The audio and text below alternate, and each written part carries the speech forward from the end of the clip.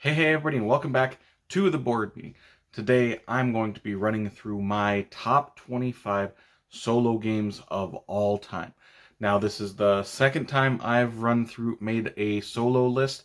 I did one about 2.5 years ago, and I just did my top 100 games of all time like 2 weeks ago now. So if you haven't seen that, go check that one out. But today is the top 25 solo games of all time. Now, for me as a solo player, I really started to get into solo gaming in 2019, and it seemed like it was partly because of COVID, but a lot of it was that there was this big hype about solo games. They're becoming more and more popular, more and more prevalent. So I'm like, well, let's check it out, see if I enjoy it. And I do really enjoy it. I mean, solo gaming is more about figuring out the puzzle of the game, it seems like, more about the mechanics of the game. And I do prefer playing multiplayer, but I would say probably about 50% of the time I'm playing solo instead of multiplayer because I have a nighttime job. All my friends work during the day, so it's harder for me to get games during my week of work that I'm doing uh, because everybody's at work when I'm at home. But yeah, that's what really got me into gaming. So I've been really, really steeped into solo gaming for about 4.5 years, 4 years now. And it's to the point where if I go to a board game store and I'm deciding between two games and one game has a solo mode, the other does not, I'm pretty much always going to pick the game that has the solo mode, especially with like these bigger games, bigger, heavier games, because it seems like it's harder to get those to the table for game night, but I know I can get them to the table for myself when I'm just playing a solo game. And you'll notice on this list as well, I do tend to prefer games if they are like intended as a multiplayer game. If I want to play a solo game that's not going to change a whole lot from the game. I'm not going to need to learn a whole new giant rule book just to play the solo mode of it. I like where there's an easy transition. There's like a couple paragraphs of what are the changes for the games. So you'll kind of notice that in this list as well. With that being said, let's just jump into it because I'm going to talk about all 25 games here in a row, hopefully pretty quickly. So let's start with number 25. Number 25 is part of a genre of games that I'll tell you right now, there's going to be 5 of these types of games on this list. This is Gone Shon Clever, or That's Pretty Clever. It's a roll and write type of game. Like I said, there's going to be about 5 of them. I think roll and write games really lend themselves to be a good solo experience. They're usually not much different from the multiplayer game to the solo game, and Gone Shon Clever, it's just a sort of drafting different colored dice and marking off boxes, and it's a very much a combo-tastic cascading effect. You know, you draft this dice, which lets you mark this box. When that box lets you mark this box, and that box lets you mark off this box. It is one of, I would say, like the godfather, the grandfather of these cascading games, these combo type of games. This is one of those games that like everybody mentions about how it's so combo-tastic. And a lot of games have kind of followed in that footsteps. I don't think it's like the first game, but it's definitely one of them that like really made it prevalent. And it's a lot of games copy this style of game, and I just think it's a really good solo game. So number 25 is Gone Shon Clever, or That's Pretty Clever for the English edition. Going to number 24, going to another flip and write. This is a flip and write instead of roll and write game. This is Cartographers. Cartographers is you are flipping over these different shaped cards, and you are going to then draw that shape into your own personal map. And the shapes that you're drawing also have terrain type on them. And there is going to be 4 different seasons that you're scoring for, and all the seasons are scoring for different effects, different ways, and it's kind of becomes sort of like this thinky game. I do really enjoy the different season scoring cards. That's what sets this one out, because there are lots of games that you're going to be drawing different shapes, different polyomino shapes onto sort of like map cards. This is the one that I sort of enjoy the most, and it's because of those season cards. And the solo game is pretty much exactly like the multiplayer game, so it's really easy to convert from multiplayer to solo for this one. So, okay, done with the roll and writes for now, like I said. Going to number 23. Number 23 is a small little deck of cards This is Regicide. It literally is just a deck of cards. You do not need to go out and buy the game. I'm sure the publishers and designers would rather you buy the game itself. I do have the actual game, but like I said, it's actually just a regular deck of cards. And basically what you are doing, you are trying to kill the royalty of the deck. You're trying to kill the jacks, then the queens, then the kings. Each of the royalty has like a certain amount of health, so you're trying to take them out. If you do not take them out that round, they're going to attack you back, and then you're going to lose cards as your health, basically. Each of the suits also that you're playing has a special power, whether it's like double attack or you're going to get some defense like shielding on you. And I just think it's a really interesting puzzle sort of to try and solve. You can play it as a cooperative game, multiplayer, but I definitely prefer this game as a solo game. So number 23 is Regicide. Going to number 22. Number 22 is part of the Pandemic series, but specifically, this is Pandemic: The Cure.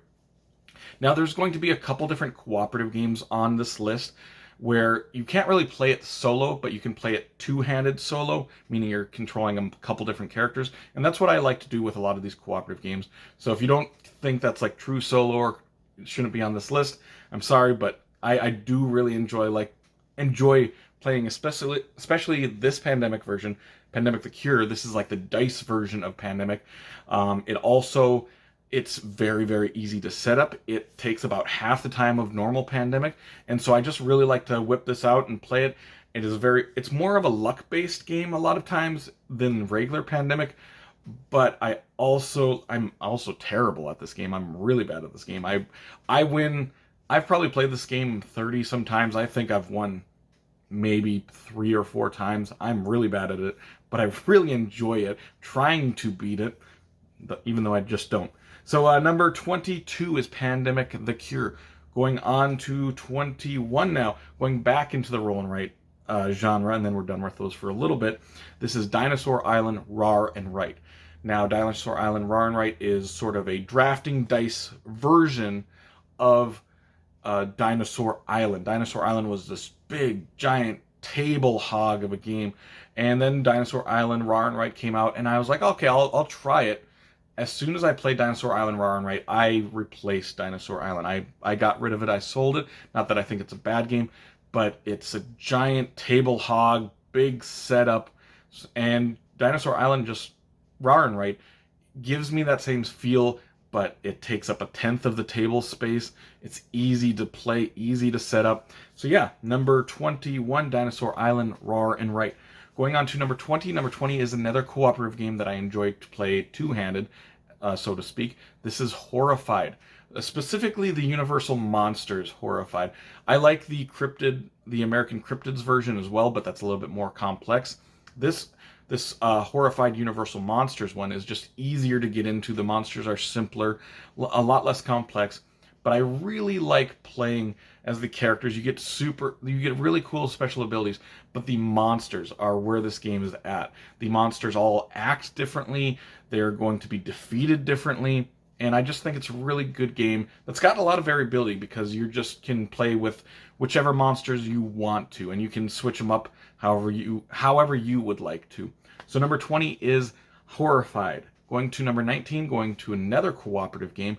This is Marvel United. Marvel United is this family weight game that I've played with my nephew back when he was like 7 and 8, and my son when he was younger as well. And it's just really easy to get to the table.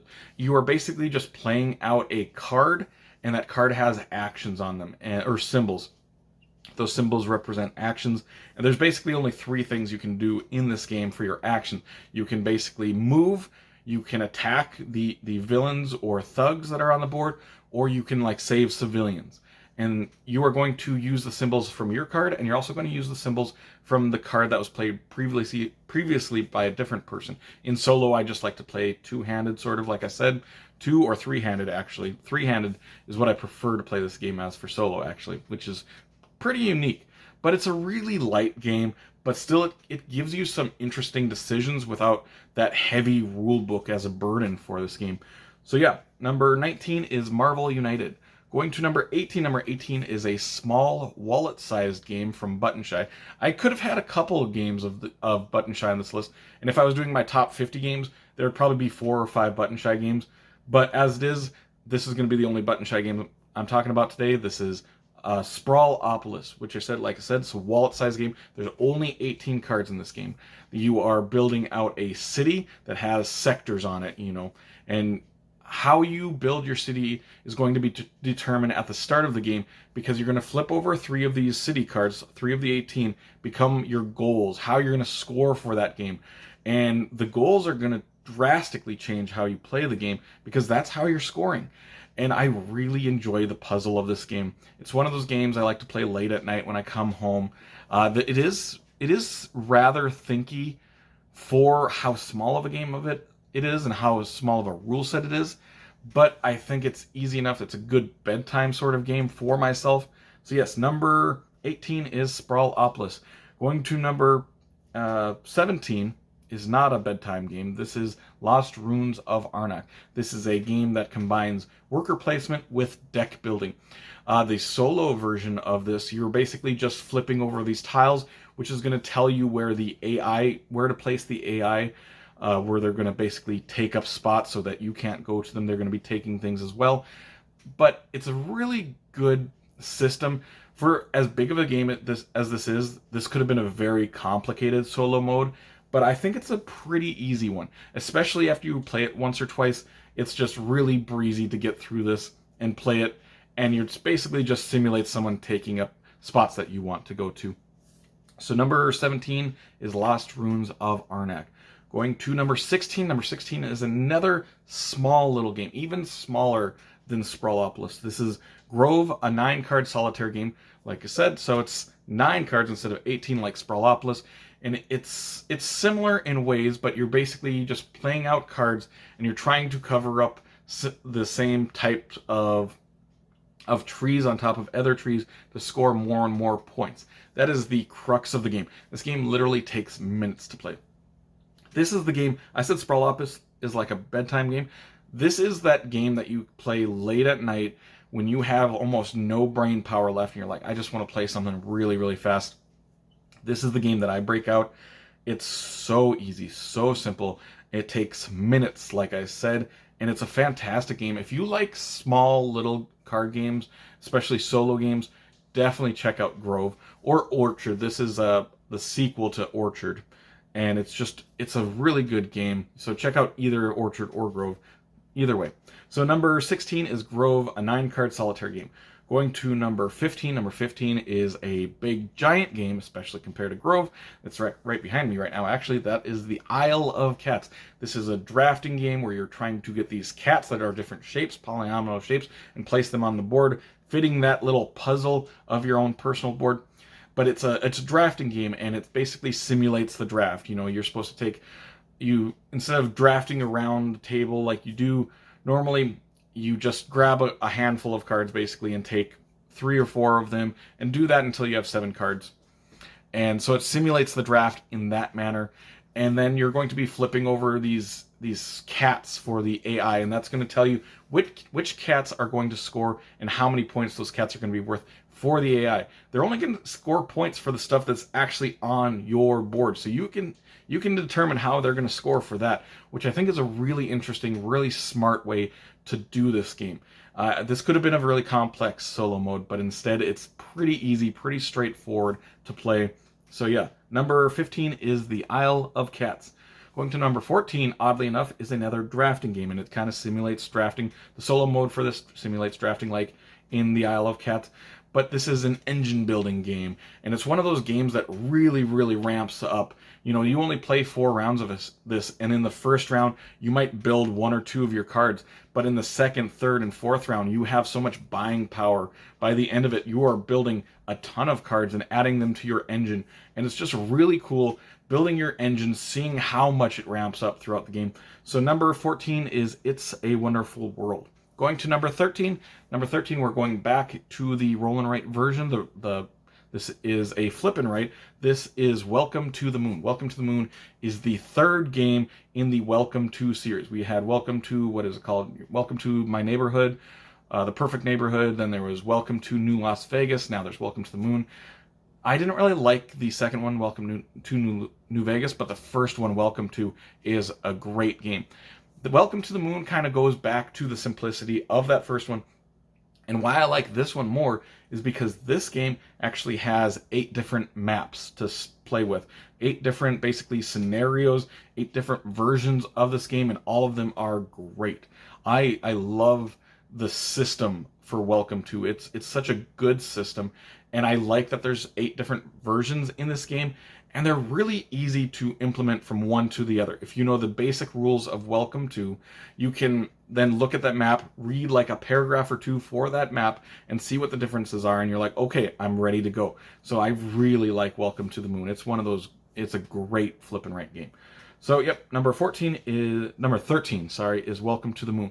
Going to number 12. Number 12 is a newer type of game. This is Cascadia. In this game, you are going to be drafting these terrain tiles and putting them into your own personal area, building out that terrain. But each of the terrain that you're drafting also comes with this animal circular chip, and you're going to be placing those animal chips on top of the different terrain tiles that you've placed into your area. All the animals are going to score differently, and there's a lot of variety from game to game in this, because there's several different versions of those animals, and you just draw one of them, and that is how you're going to score for that animal that game. So you got a lot of variability just built into that. The solo game is really easy. You're just going to be drafting one of the tiles, and then another of the tiles is just going to go away, basically. And then it is sort of like you're trying to score as high as you can, and you compare it to the score sheet, like, oh, if you get over 100, you did this, and if you get 90 to 85, you scored this. And if you don't like that type of game, maybe you won't like this. But I really like this version because it allows me to get a game to the table that I really enjoy without having to have other people around and needing the other people. So number 12 is Cascadia. Going to number 11. Number 11 is a solo only game. You can only play this solo. This is Under Falling Skies. This is basically Space Invaders, the board game. But you're going to be doing that with a la dice worker placement, and I love dice worker placement games. And basically you're going to place one of your dice in each of the columns and activating that special ability on each of those columns. But the interesting thing is there is this giant mothership that each round is going to be coming down closer and closer, and you're trying to score a certain amount of points before that mothership hits you. But also this mothership is going to be shooting out these basically baby little alien ships at you, and how these little alien ships are coming down, how fast they come down, is determined by those dice that you place in those columns. So if you place a 5 in the one column, the baby ship in that column is going to go down 5 spaces. Sometimes that's good, sometimes that's bad. Sometimes it'll land on a spot that you can then shoot that baby ship out of the sky. And it's just a really interesting solo puzzle that I really enjoy. It's got a campaign to it. If it was just the base game for this, I think it'd be worth it. But it also has this campaign in it that you're going to be unlocking more and more and more stuff. And by the time you finish the campaign, you have so much extra stuff in this that it is a great, great game. So number 11, Under Falling Skies. So we have gotten to our top 10 solo games of all time. I'm going to take a little sipper here. And let's get into my top 10 games. So number 10 is a cute tableau building game. This is Everdell. Everdell has those fantasy creatures, or those, what do they call where the animals look alive, basically, or like people. But anyways, Everdell, the solo mode from it, is a very easy implement. You're just going to be moving around this worker, basically, that's going to take up your spots, so you can't go to them. But other than that, you're basically left alone to do what you want to do in this game, and just build out your tableau from it. So if you've played Everdell, the solo game for it is really easy to work into. So number 10, Everdell. Going to number 9. 9 is a very large game that has an extremely easy solo mode for it. This is Terraforming Mars. Terraforming Mars, you are left to do what you want to do for the solo game. There there's basically no other rules. You're just playing Terraforming Mars, but without other people around. The thing is, you're trying to terraform everything for Mars in a certain amount of rounds. And so I really like it. If you know how to play Terraforming Mars, boom, you already know how to play the solo mode for this. And it's a big, giant game, but having a game that has basically no other instructions for the solo mode is great. You can just jump right into it from multiplayer to solo. So number 9 is Terraforming Mars. Going to number 8. Number 8 is sort of a game that has almost replaced Terraforming Mars for myself for multiplayer, and I do enjoy it a little bit more solo. This is Earth. It's a big giant tableau building that took some stuff from Terraforming Mars and other games and implemented it into its own game. In Earth, the solo mode isn't as simple as Terraforming Mars, as in there is actually something you have to do on the AI's turn, but it's still really easy. They're basically just going to activate one of the colors, and then you're going to go and activate all of your colors on it. So if you know how to play Earth, it's not going to take too much longer to learn the solo mode for it, but it just lets me play Earth more often and by myself. And I do basically think Earth is a multiplayer solitaire game, because the multiplayer game isn't much different than the solitaire game, because in the multiplayer game you aren't really interacting very much in this. So I figure you might as well play it solo if you're not doing that. So number 8 is Earth, a newer game. Going to number 7. Number 7, we're going to the West Kingdom for this.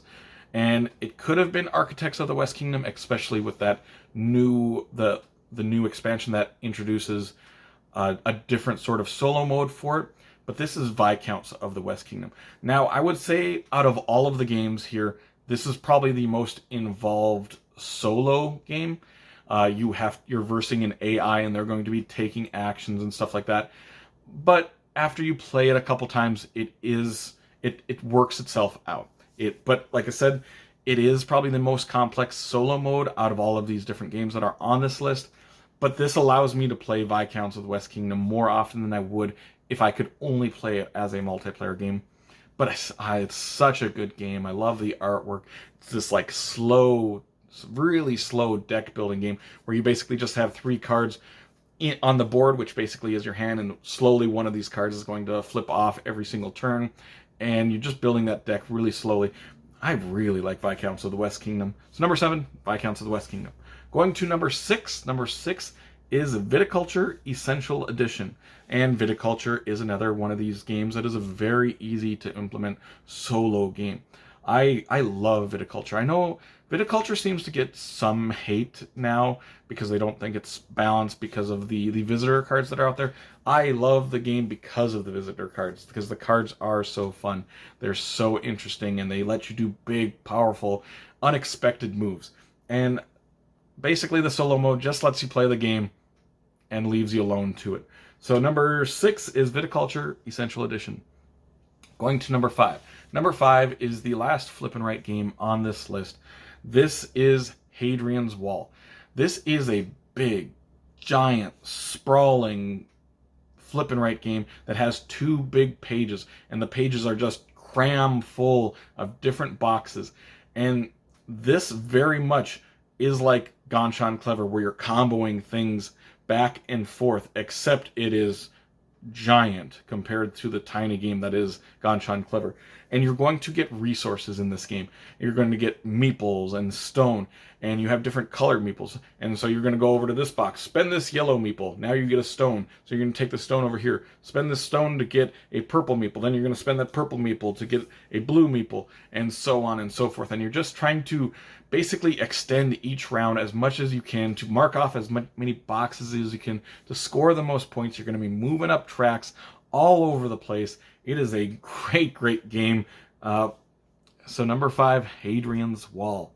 Going to number 4. Number 4 is a game that it is a solo game. You can play it multiplayer. I've never done it because I do not see the point of this. This is The Lost Expedition. This is a card game. You are trying to move across this jungle area to get to the lost city of Z. And you have 3 explorers that you're taking, and they only have, I think it's 3 health to start off with each. and you're going to be playing out these cards, and you're forced to play out these cards in a certain manner, and pretty much all of the cards are bad. They're just bad things are happening, and you're just trying to manage the loss. You're trying to drag at least one of these explorers alive into the lost city of Z. It's just managing this bad stuff after bad thing, and if every once in a while you get this good card, and you're like, oh, thank God. But it's just an amazing game. It's got an expansion that's got kind of some modular expansions with it. It's a great experience. I break this out pretty frequently. So number 4, The Lost Expedition. Going to number 3. Number 3 might be the biggest solo-only hit that I've seen in quite a while. This is Final Girl. Final Girl is a re-implementation of a game that had come out before, Hostage Negotiator. I don't really like Hostage Negotiator. This is almost the same exact game, except they introduce a board that you're going to be moving around with, and it is very much a dice-based game. This is a very much a luck fest, but the theme is what really draws me into this game. You are playing as the final girl, trying to take out one of the bad guys it's sort of like the 80s tropes of horror movies, like your Jasons, your Freddys, your Michael Myers, people like that. They basically take the tropes of those and make them into different scenarios, and that's the theme that really draws me in. I usually do not like really luck dependent games, and this one definitely is. If you roll bad, you are going to get slaughtered. And I think what makes this game okay for me is that theme is there, and it's really prevalent, and I feel like it is one of the most thematic experiences that I have in gaming. So number 3 is Final Girl. Going to number 2. Number 2 is a big giant game. This is Ark Nova. I was thinking I might have it somewhere around here. Maybe I don't. But Ark Nova is in the same aspects as Terraforming Mars, as Earth, but it's just this big giant game, and you are building out your zoo. You're going to have to build zoo enclosures for the animals. Then you're going to have to get the animals, and it is a game that I like multiplayer, but I don't play it multiplayer very often because it is a very big game and it's a big teach. And I'm like, do I have the energy to teach people, which is going to take maybe like a half an hour to teach them this game? Or do I just want to set up a solo game for myself and play that? Usually the answer is me setting up a solo game and playing just by myself. But I really like the puzzle of Ark Nova, figuring out how to use your money to buy the different animal cards, to place these in there. And money is short, but you have to figure out a way. Life will find a way. So, number 2 was Ark Nova. Going to my number 1 solo game of all time, and it is still the same solo game that I had a couple years ago when I made this list. It's a game that I have played a ton. This is Marvel Champions, the card game. There is so much content for this game. I have slowed down on playing it as much as I used to, but I still like to break it out. I like choosing the different heroes, and this is a game that I prefer to play two-handed rather than just a single hero. But you're going to choose a hero or two, in my case, to play against some villain. You're going to choose the villain. There are dozens and dozens and dozens of characters to choose from now, and dozens and dozens and dozens of different villains to choose from. And how you build out each of the decks for the heroes is going to really change the game as well. It's a game that I just really enjoy solo. I've played this game hundreds of times, and I can say I've only played it multiplayer 3 times, I think. I thought it was a good multiplayer game, but I would much prefer to play this game just at home on my own personal table, playing out 2 different heroes. I think it works faster, smoother for myself as a solo game. So yes, number 1 and still reigning champion of the solo games for myself is Marvel Champions, the card game. And that will complete this list. Make sure to comment down below some of your favorite solo games. Maybe tell me your top 10 favorite solo games of all time. Maybe tell me if I was wrong about some of these, if you don't like the solo mode for them. Either way, if you did enjoy this video, make sure to like and subscribe to see more weekly content from me, Shane, at the board meeting in the future. Hope you all have an amazing day. Take care.